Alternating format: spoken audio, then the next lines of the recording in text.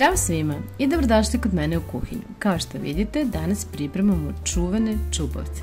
Ovi čupavci su veoma meki, prave se brzo i lako. Za početak u jednu činiju stavite 3 belanca, pa ih mutite.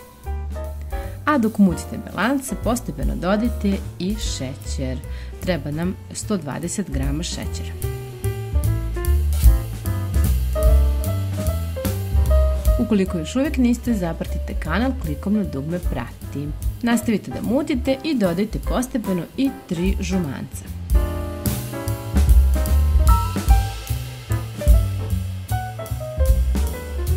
Kada ste lepo umutili jaja, dodajte i 100 ml ulja. U sve ovo sada je potrebno dodati 160 ml mleka. Kao i jednu kesicu vanilin šećera.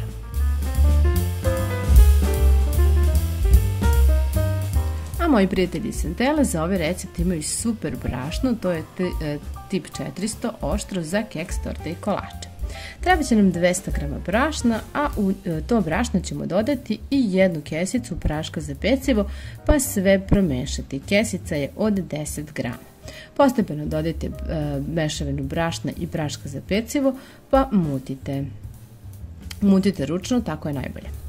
I evo, kada ste dobili lepu smesu, nauljite pleh srednje veličine, pa stavite papir za pečenje. Ovo je trik kojim se služim jer se papir tako lepo zalepi. Sada je potrebno da samo jednostavno isipate ovu smesu u pleh. Pa ubacite da se peče u već zagrejanu rernu na 180-20 minuta. Ostavite da se ohladi, a dok se biskvit bude hladio, mi ćemo u jednu šerpicu staviti 125 g maslaca, dodati 100 g čokolade, 120 g šećera i 250 ml mleka. To ćemo sve da malo promešamo i da ostavimo da se otopi.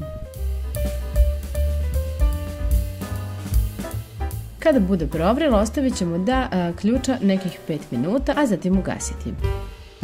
Treba će nam također i oko 120 g kokosovog brašna. Kada se biskvit lepo ohladio, ja ću da isečem krajeve i pokazat ću vam koliko je zaista mekan ovaj biskvit.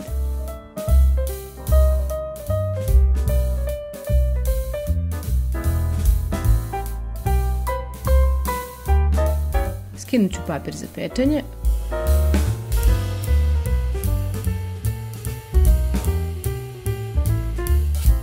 I iseći na kocke. Ovako možete da budete sigurni da ćete jednako da isečete, tako što ćete ovo prvo parče koristiti kao neku vodilju za ostale.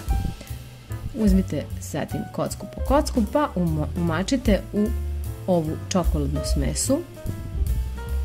Prelite ovako par puta, odcedite malo i uvaljajte u kokos. Kao što vidite, čupavci su gotovi.